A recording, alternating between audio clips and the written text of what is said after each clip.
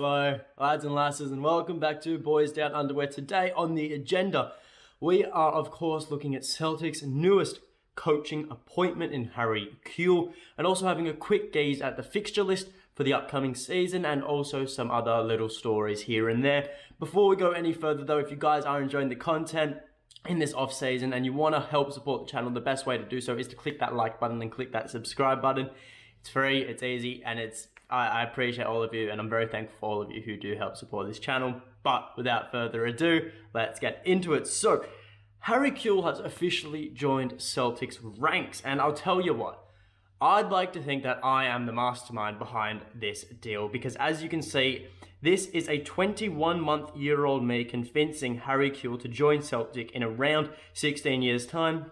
And obviously, he was a bit skeptical at first, but I promised him, I said, if you do, you can have this B1 toy that I am holding in my hand. But, of course, he is still one of arguably the greatest ever Australian footballers, and he joins Ange's backroom staff as an assistant coach, being out of a job, with his most recent coaching gig being at Barnet, which was quite disappointing for him, but it doesn't matter because he is now at Celtic. And when I first covered the news on this channel, I speculated as to which current backroom coach the club would be moving on. You know, I didn't think it was going to be either John Kennedy or Gavin Strachan, and Stevie Wood is the goalkeeping coach, so pretty much left Stephen McManus, and the club has actually thought the same way. Stephen McManus will be taking up a role with the B team now and trying to create a link between the first team and the B team, and for players who are transitioning to make it a smoother process and to create a greater link, I guess we could, like I was saying, a link. And I guess it's a focus from the club, because something I think Celtic are very poor at are developing the B team players into first team starters. Very few of them actually make it into the Celtic team and make it big.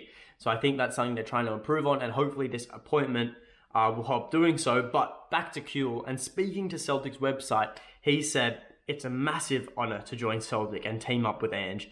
The manager is synonymous with attacking, exciting football, something he delivered last season and something I know Celtic fans have loved right across the generations.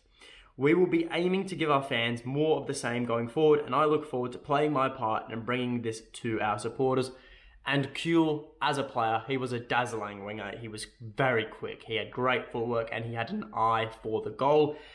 And he played exciting football, something that Celtic, as he said, has been playing all season long. And at Celtic, his role is most probably going to be with the forwards, and especially for players like Leo Labada, who is a winger himself and is still quite young. This is going to be crucial for his development, and it will significantly benefit that.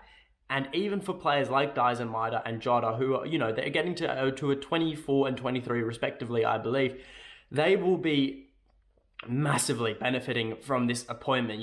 They are great right now. Don't get me wrong, they're really good, and they're heading into those years where they're going to be at their damaging best. But having Harry Kewell there looking over them, helping them integrate new areas into their game, it will make them so much more devastating than they were this season. If I was any other team in the Scottish Premiership, I'd be a bit scared right now. I'd be trembling, I think, And look, even though Harry Kewell, he will be coming in as a specialist attacking coach, right? He still has such a great knowledge of the game as a whole. He will be able to contribute to any part of the setup and help Ange with any manner. Because you've got to remember, Harry Kewell has been coaching as a first head coach since 2015, I believe. He started with Watford's under 21s. So he knows that, and he played the game himself. He knows the ins and outs. While he may specialize in the front three, he can help all across the board, and is going to provide invaluable knowledge for Ange heading into this season. So I am 100% looking forward to this and seeing what he can bring to the club. Elsewhere though, Celtic's fixtures for the 2022-2023 season have been released, as I'm sure you're all aware, and we're not going to go through every single fixture because that is going to take too bloody long.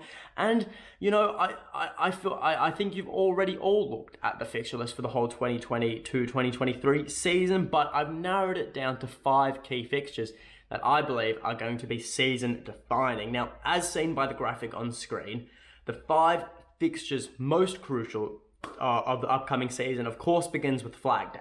The first day of the season, the first match of the or not the first day of the season, but the first match of the season for Celtic, it is against Aberdeen. As while we all know, you can still lose on the opening day and go on to win the league.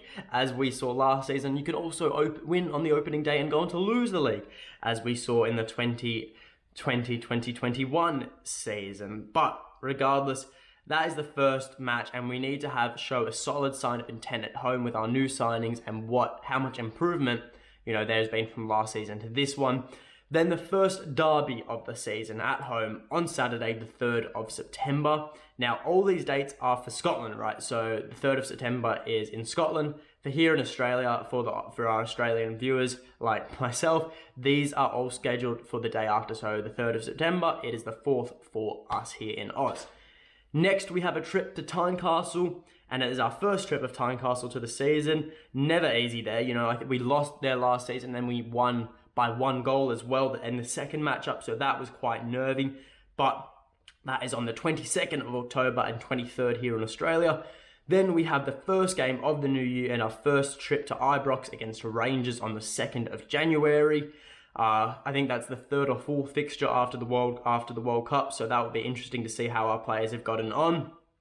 And then 5th and finally, the 3rd derby of the season, back at Celtic Park, now on the 8th of April. Now, obviously, we all know there's still most likely definitely going to be a 4th league derby of the season, obviously with the split. Now, because, that hasn't actually been released, it's still, don't get me wrong, it will be season defining if it goes down that long, if the league hasn't already been won by that point.